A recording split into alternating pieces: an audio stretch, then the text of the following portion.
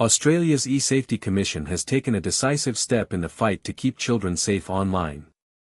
On Wednesday, the regulator sent legally enforceable transparency notices to some of the world's biggest gaming platforms, Roblox, Minecraft, Fortnite and Steam, requiring them to explain in detail how they are shielding young users from sexual predators and the spread of radical extremist content.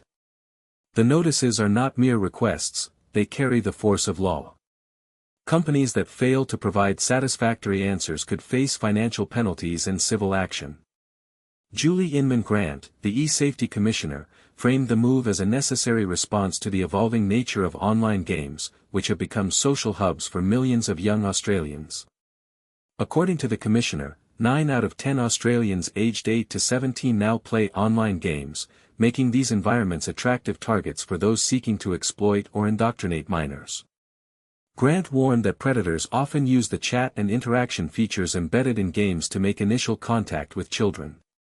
Once trust is established, they frequently move the conversation to private messaging services outside the game's moderation reach, where they can groom victims or expose them to harmful ideologies. She described a two-step danger: first, grooming for sexual exploitation; second, the embedding of terrorist or violent extremist narratives directly into gameplay, which increases the risk of contact offending, radicalization and other off-platform harms. The regulator's action is part of a broader Australian effort to curb online harms to minors. Last year the country enacted a ban preventing users under 16 from accessing major social media platforms. Despite that ban, the e-Safety Commission found that a substantial proportion of Australian children were still accessing those prohibited services 3 months later, underscoring the difficulty of enforcing age-based restrictions in a decentralised digital landscape.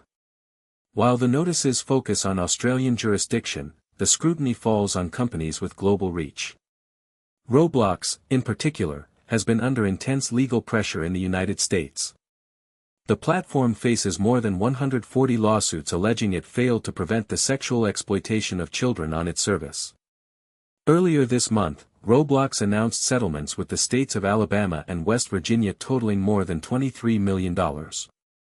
In addition, the company unveiled a new set of tailored accounts designed specifically for younger users, promising stricter controls and enhanced parental oversight. Minecraft, Fortnite and Steam have not faced the same volume of litigation, but they are not exempt from the regulator's demands. The notices ask each platform to disclose the specifics of their safety systems, staffing levels dedicated to moderation, and the practices they employ to detect and remove predatory or extremist content. The e-Safety Commission says it will assess the responses against a benchmark of best practice and will not hesitate to escalate enforcement if answers are deemed inadequate. Industry observers note that the move could set a precedent for other nations grappling with similar concerns.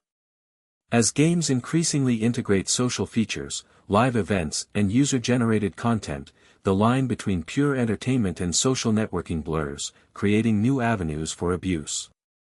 Regulators worldwide are watching to see whether Australia's legally backed approach yields measurable improvements in child safety or merely drives problematic behavior further underground. For parents, the notices serve as a reminder that vigilance remains essential. While platform-level safeguards are critical, experts stress that open communication, education about online risks, and the use of parental control tools continue to be vital layers of protection.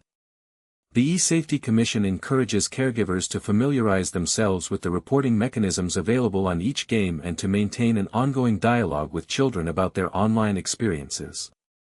As the gaming companies prepare their responses, the outcome will likely influence how the industry balances immersive play with the responsibility to protect its youngest participants.